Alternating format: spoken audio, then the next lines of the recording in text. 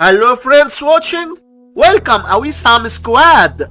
In this episode clip, our goal is to determine the numerical value of this statement. 20 divided by 20 over 6, then times 6. First we do this multiplication. 20 over 6 times 6. We can easily cancel this 6 and this 6. So here we have this 20 only, and 20 divided by 20 equals 1. But this answer is not correct because according to the order of operation, multiplication and division have equal priority and we have to work from left to right. So we have to do this division first, then this multiplication. If you do this multiplication, then this division, it's wrong. So we have to do this division first. 20 divided by 20 over 6. To do this division,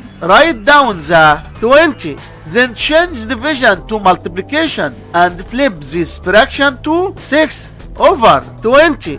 And here again we have times 6. Now we have this new problem. First we do this multiplication. We can easily cancel this 20 and this 20, which gives 6. And here again we have times 6. So here we have this 6 times 6, which equals 36. And this is our final answer to this problem. Don't forget to like, subscribe and share to spread the fun.